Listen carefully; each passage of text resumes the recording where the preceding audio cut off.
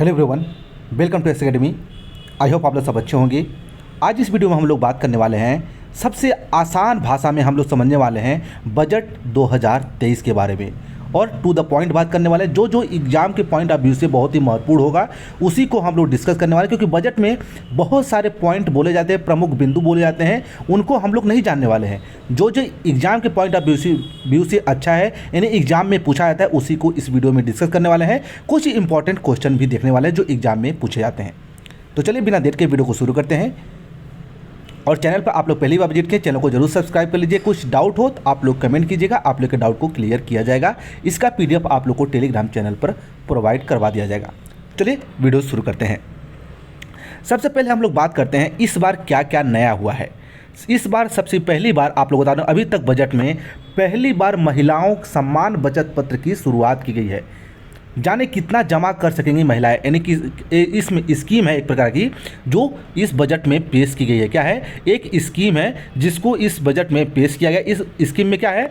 वित्त मंत्री निर्मला सीतारमण ने महिला सम्मान बचत पत्र, आप लोगों से पूछा जाएगा महिला इस बार बजट में क्या नया किया गया, तो आप लोग जानना है पहली बार महिला सम्मान बचत पत्र की शुरुआत की गई है।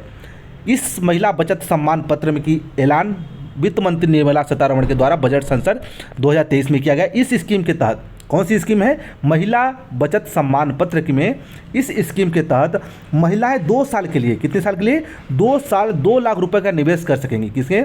2 साल में 2 लाख रुपए निवेश कर सकेंगी। इस पर जमा टैक्स छूट मिलेगी, यानी कोई भी पैसा आप लोग 2 साल के लिए 2 लाख तक आप लोग बैंक में जमा करते हैं, महिलाएं जो जमा करती हैं उनको 7.5 यानी 7.5% का रिटर्न मिलेगा।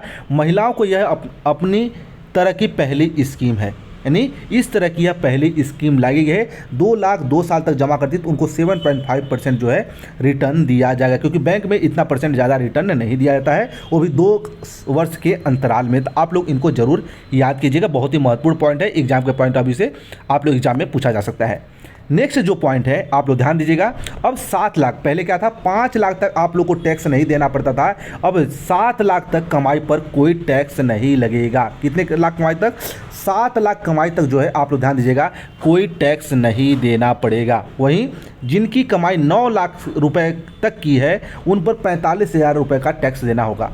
पूरे आप लोग को समझाने वाले हैं 9 लाख में कितने, 45,000। और इस बार पहली आप लोग को 6 स्लैब में 2021 में बात करें, 2021 में 6 स्लैब में टैक्स रिटर्न था, लेकिन अब 5 स्लैब कर दिया गया है। कौन कौन से स्लैब है आइए देख लेते हैं। ये माई गवर्नमेंट ऑफ इंडिया के द्वारा ट्वीट किया गया है, आप लोग देख सकते हैं। The new income tax rate are 0 से 3 लाख नील है, 3 से 6 लाख 5%, 6 से 9 लाख 10% और 9 से 12 लाख 15%, 12 से 15 लाख में 20%, एवं 15 लाख 30%। ठीक है, इस बात का आप लोग जरूर ध्यान दीजिएगा। ये आप लोग की इनकम टैक्स फाइल रिटर्न करने के लिए, भरने के लिए ये टैक्स जो आप लोग की टैक्स रेट आप लोग को सामने ट्वीट किया गया है और माननीय निर्मला सीतारमण जो वित्त मंत्री है उनके द्वारा बताया गया है। और इस बार 7 लाख तक आप लोग को कोई टैक्स नहीं भरने, यानी आप लोग को कोई टैक्स नहीं लगेगा जितनी भी कमाई 7 लाख तक कमाई आती है। इस बात का आप लोग जरूर ध्यान रखें। पिछली बार जो है ये 5 लाख था, ये भी एग्जाम में पूछा जाएगा, इसको बढ़ाकर कितना किया गया है आप लोग याद रखना, 7 लाख है। अगला जो है रक्षा मंत्रालय को कितना मिला है, ध्यान दीजिएगा। आप लोगों को हर एक मंत्रालय को पूछा जाएगा कि किस मंत्रालय को कितना बजट पेश किया गया है, तो रक्षा मंत्रालय को 5.94, कितना? 5.94 लाख करोड़ जो है रक्षा मंत्रालय को मिला। कितना? रक्षा मंत्रालय को रक्षा बजट के रूप में पेश किया गया है। वहीं आप लोग को पिछला पूछा जाए पिछली बार कितना था, तो पिछली बार 5.25 लाख करोड़ रुपए था। कितना था? 5.2 लाख करोड़ रुपए था। इसको बढ़ाकर 2023 में 5.94 लाख करोड़ रुपए कर दिया गया है। आप लोग को याद रखना है, बहुत ही महत्वपूर्ण है, आप लोग से एग्जाम में जरूर पूछा जाएगा। तो आप लोग ध्यान दीजिएगा, आप लोग पिछला और इस साल का दोनों का, पिछला कितना था 5.25 और इस बार का 5.94। ठीक है। अगला जो है कि किस मंत्रालय को कौन कौन सा कितना हिस्सा मिला बजट का, आइए देख लेते हैं। आप लोग कॉपी में नोट डाउन कर लीजिए, बहुत ही महत्वपूर्ण टॉपिक है, या इसका स्क्रीनशॉट ले लीजिए, बहुत ही महत्वपूर्ण है। कौन सा है? रक्षा मंत्रालय को 5.94 लाख करोड़, सड़क परिवहन मंत्रालय राजमार्ग मंत्रालय 2.70, रेल मंत्रालय को 2.41, उपभोक्ता मामले खाद्य एवं सार्वजनिक मंत्रालय 2.06, गृह मंत्रालय को 1.96, रसायन एवं उर्वरक मंत्रालय को 1.78, ग्रामीण विकास मंत्रालय को 1.60 और कृषि और किसान कल्याण मंत्रालय को 1.25 लाख और संचार को 1.23 लाख करोड़ रुपए मिला गया है संचार के लिए। तो आप लोग इसको जरूर नोट डाउन कर लीजिए कॉपी में। आप लोग पूछा जाता है एग्जाम में कि रक्षा मंत्रालय को कितना बजट पेश किया गया है, तो आप लोग ध्यान दीजिएगा 5.94।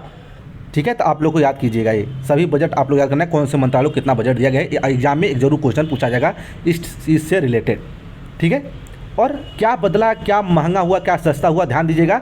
सस्ता जो हुआ है इलेक्ट्रॉनिक वाहन, मोबाइल फ़ोन, एलईडी टीवी, खिलौना, mobile, lens camera, cycle, lithium cells और हीरे के आभूषण जो है सस्ते हुए हैं। महंगा हुआ है सिगरेट, विदेशी किचन चिमनी के सामान, सोना, आयातित चांदी, प्लेटिनम, ये सब महंगा हुआ है। आप लोग एग्जाम में पूछा जा सकता है, पूछे इतना आप लोग ध्यान दीजिएगा। तो ये रहे इंपॉर्टेंट पॉइंट जो आप लोग को याद रखना है, जो आप लोग को एग्जाम में पूछा जा सकता है। बहुत सारे पॉइंट हैं और उनको आप लोग को नहीं याद रखना है, ये मेन पॉइंट है, इंपॉर्टेंट पॉइंट है, आप लोग इनको जरूर याद करके रखिएगा। ठीक है, चलिए मिलते हैं नेक्स्ट वीडियो में, धन्यवाद।